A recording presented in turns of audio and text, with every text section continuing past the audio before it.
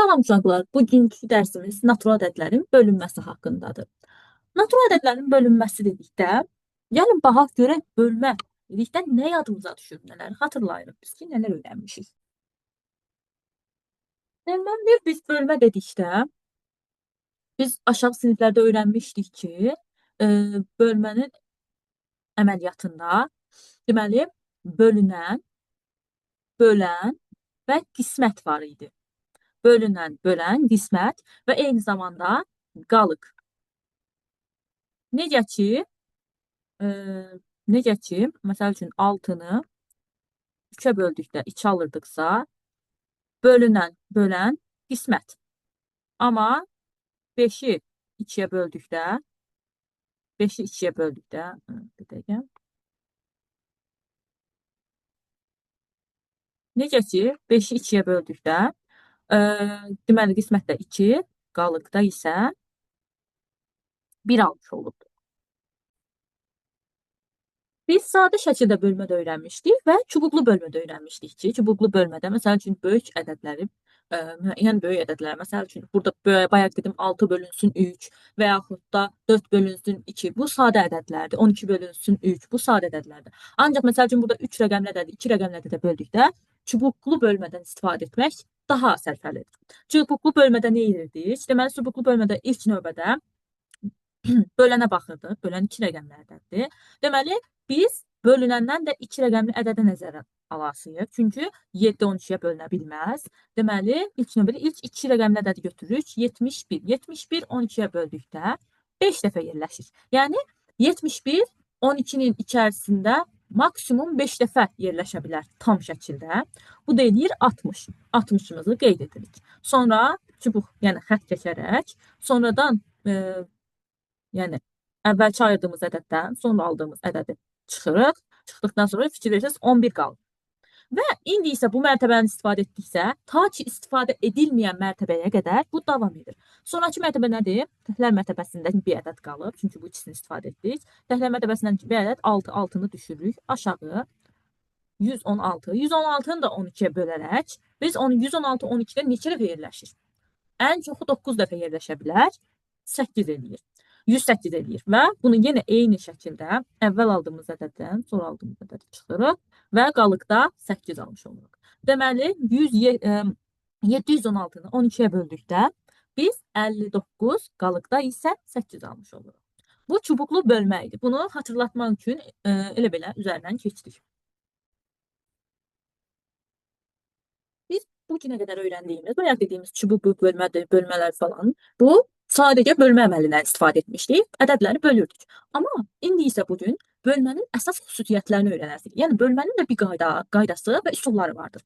Bu gün isə onu öyrənəcəyik ki, əsas xassələri nədir? Yəni bölərkən nələrə diqqət etməli, nələri nəzərə almalıyıq. Gəlin başlayaq. Burada deyir ilk sıfıra bölmə. Sıfıra deyir sıfırı natural ədədə böldükdə 0 alınır. Gəlin baxaq ki, necə olur? Deməli, ədədi deyir sıfıra böldükdə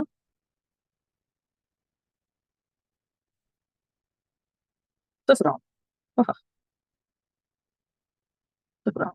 Bir versəz, və əgər hər hansı bir ədədimiz varsa, sıfır boşluq heç nə deməkdir. Yəni elə bir ədəd yoxdur. Sıfır ədədi, boşluğu sən tap ki bir dilim tortu 5 hissəyə bölə bilərsən.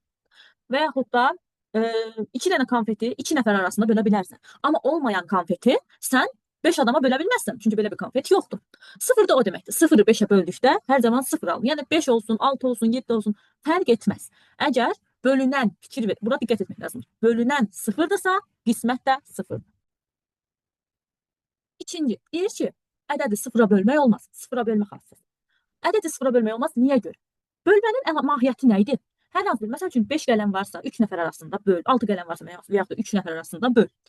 Tutalım ki, 6 qələmi mən 3 nəfər arasında tutaq ki, bölürəm. Amma bir şey var. 0-ı hər hansı bir ədədə niyə bölürsən ki? 0-a bölmək olmaz deyir. Fikir versək, əgər tutaq ki, 6 qələm varsa, 3 şagird arasında bölürəmsə qələmi, 6 qələmi, tutaq ki, 3 şagird arasında böldüm. İndi isə baxaq, deyir ki, 0-a bölmə xassəsi. Ədədi 0-a bölmək olmaz. Niyə görə? Bölmənin mahiyyəti nə idi? Məsəl üçün, bir şeyləri qruplaşdırmaq, ayırmaq, hissəyə bölmək mənasındadır ki, fikir versəz, tutaq ki, biz bu zamana qədər bölmə əlamətinə tam ki 12 dənə almanı 3 yeşiyə böldük və yaxud da tutaq ki 6 dənə 1 2 belə deyə bilərik. 6 dənə daşı məsəl üçün 3 nəfər arasında böldük hərəsinə 2-2 düşdü tutaq ki. 6 dənə daşı 0 nəfər arasında bölmək olmur. Əgər boşluq varsa bu bölmənin mahiyyətini itirir. Yəni sıfıra bölmək heçliyə bölmək kimi bir şeydir. Heçlik yoxdursa bölmənin mahiyyəti də yoxdur. Ona görə də fikir verin. Yəni sıfıra bölmə olmaz. Yəni ki, tutaq ki 5 bölünsün sıfırdırsa, bölünən sıfır ola bilməz. Bölünən sıfır ola bilməz. Amma bölən sıfır ola bilməz. Amma bölünən sıfır ola bilər. Burasına diqqət etsəz, əladır. İndi üçüncü xassəmiz bir ədədi birə böldükdə ədədin özü alınır. Bu dəyişməz bir şeydir. Yəni bir şeyi 2 hissəyə bölə bilərsən, 4 hissəyə bölərsən, 5 hissəyə bölərsən. Amma bir şeyi bir hissəyə bölmək necə ola bilər bir dənə hissə? Sadəcə həmin hissəni saxlamaq kimi bir şeydir bir hissəni bir hissəyə bölmək. Ona görə ədədi birə böldükdə hər zaman 1 alınır. Ədədi birə vurduqda da hər zaman 1 alınır. Yəni A bölünsün 1 hər zaman ədədin öz almış olur. Növbəti 2 xassəyə baxaq. Deməli, növbəti xassədə deyir ki, cəmi ədədə bölmək üçün toplananların hər birini həmin ədədə bölüb alınan qismətləri toplamaq olar. İlk növbədə burada kitabda nümunə var. Bunu daha sonra baxarsınız. Ondan əvvəl gəlin, mən bura qaydanı özüm yazmadım ki, gəlin addım-addım baxaq. Deyir, cəmi ədədə bölmək üçün. İlk növbədə cəmi ədədə bölək. Elə bir cəm yazaq ki, həmin cəmidə müəyyən bir ədədə bölək. Gəlin başlayaq. Yazaq tutaq ki, 12 plus 16. Yazaq. 12 plus 16. 16. Və həmin cəmi baxaq.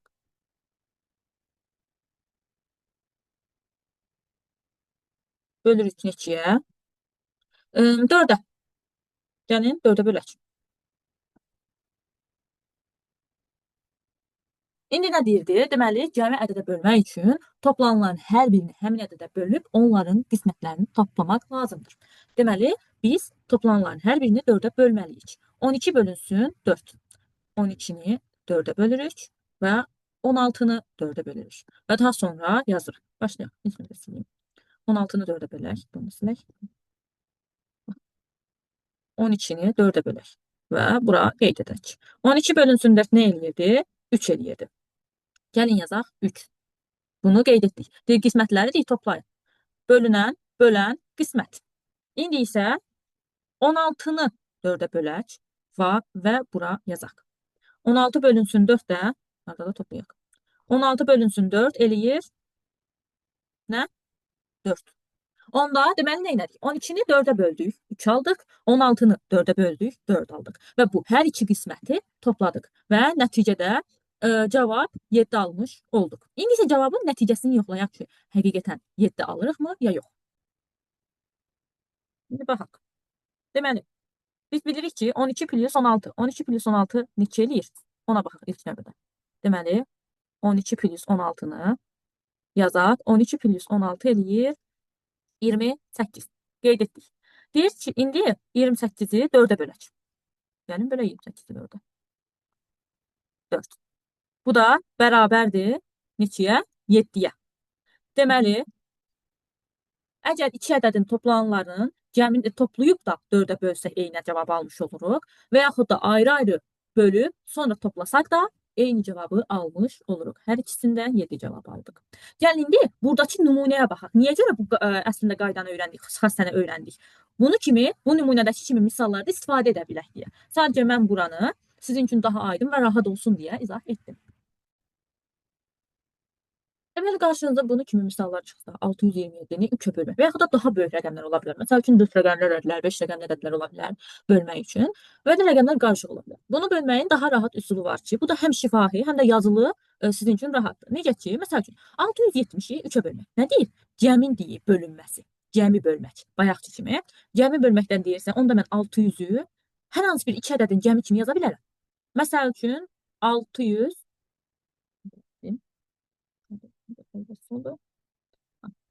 627-ni yaza bilərəm ki, 600 plus 27. Bu da eləyir 27 bölünsün 3. İndi isə bayaqçı üsuldan istifadə edərək, xassədən istifadə edərək gəlin misalımıza həll edək. Deməli, nə edirdik? İlk növbədə başlayaq. İlk növbədə 600-ü 2-ə bölürdüm və qeyd edirdim. 600-ü 2-ə böldükdə alırıq ki, 600 bölünsün 3, 200. İndi isə 27-ni 3-ə bölürük və digər toplanla yazırıq. 27-ni 3-ə bölə indi digər toplanla yazaq. Bu da eləyir 27-ni 3-ə böləndə 9. Deməli, biz burada aldıq ki, 27 ilə 9-un cəmi nə olur? 200, 200 ilə. Burada görürük ki, 200 ilə 9-un cəmi 209 almış oluruq. Deməli, nə elədik? 627-ni parçalayaraq böldük. Yəni, 600 plus 27 yazdıq. Və burada hər birini bölərək, burada bölmə işarəsi düşməyib, bölərək, 3-ə bölərək, ayrı-ayrılıqda qismətlər toplayıb cavabı, nəticəni, yəni qisməti aldıq. İndi isə baxaq, burada deyir ki, fərqi ədədə bölməklə. Bayaq cəmi idi, fikir versəz cəmdən söhbət gedirdi, indi fərqlə. Yenə eyni şəkildə hər hansı bir burada cəmi idisə fərqdir və bu səfər bölmə işarəsi yenə olduğu kimi qalır, üsul da olduğu kimi qalır, amma diqqət yetirmək lazımdır. Nəyə diqqət yetirmək lazımdır? Deməli, toplamada yer dəyişdikdə, deməli, toplamanın xassəsinə görə toplananların yer dəyişdikdə cəm dəyişmir. Ona görə də mən 600-ü burada 600-ü 3-ə böldüm, 200 aldım, birinci yaza bilərəm və yaxud da ilk növbədə 20, yəni 200 ilə 9-un yerini dəyişsəm, 9 plus 200 yazsam, mənim nəticəm dəyişməz. Amma çıxmada bu deyil. Çıxmada necə böldük, o şəkildə ardıcıl şəkildə davam etməliyik. Yəni, burada məsəl üçün nümunəni yazaq, görəcəyik. Gəlin, bayaqçı nümunədən yazaq. Bayaq nə yazmışdıq? 16 plus 12 yazmışdıq. İndi isə 16 minus 12 yazaq. 16 çıxılsın 12 bölünsün. Neçə yazmışdıq? Deyəsən 4 yazmışdıq. Bərabərdir. Gəlin, indi 16 çıxılsın 12 bölünsün 4-ə baxaq görək, cavabı nə tapırıq. Yenə eyni şəkildə 16-nı 4-ə bölüb yazırıq. 16-nı 4-ə böldükdə 4 almış oluruq. Qeyd edirik. İndi isə 4 çıxılsın 16-nı 4-dən çıxırıq. Nəyi çıxırıq? Ardıcıl çıxmaq həyata keçiririk. Çünki 12-ni 4-ə bölüb indi yazaq qisməti. Qismət eləyir 3. Nədir? 4 çıxılsın 3-də bərabərdir 1-ə. Deməli, 16 çıxılanlar fərqi bölən zaman hər bir fərqi 4-ə bölürük. Daha sonra həmin bölünənin alınan qismətləri fərqini tapırıq, yəni çıxılmasını tapırıq. Uşaqlar, deməli, bugünkü dərsimiz bu qədər. Deməli, bugün nə öyrəndik?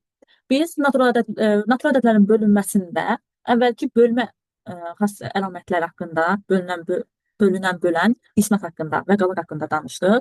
Sonra çubuqlu bölmə haqqında danışdıq. O haqda məlumatlarımızı, biliklərimizi yada saldıq. Deməli, indi isə daha sonra bölmənin əsas xassələrindən sıfırı bölmə, yəni biz bilirdik ki, sıfırı böldükdə sıfır alınır. Sıfıra bölmə, yəni bölünən sıfır ola bilər, amma bölən sıfır ola bilməzdir. Bunu öyrəndik. Vahidə bölmə, deməli, vahidə böldükdə ədədin özü alınır. Bunu öyrəndik. Daha sonrası cəmin ədədə bölündükdə hər bir cəmi həmin ədədə bölüb sonra həmin qismətləri toplamağı öyrəndik. Fərqin ədədə bölünməsində də yenə həmin fərqləri ədədə bölüb sonra həmin qismətləri bir-birindən çıxmağı öyrənmiş olduq. Əgər əlavə suallarınız və yaxud da riyaziyyatla bağlı daha fərqli suallar, qarşınıza çıxan, maraqlı gələn, öyrənmək istədiyiniz şeylər varsa, yorum qisminə yaza bilərsiniz. Mən ümumiyyətlə öyrətməyə çalışıram.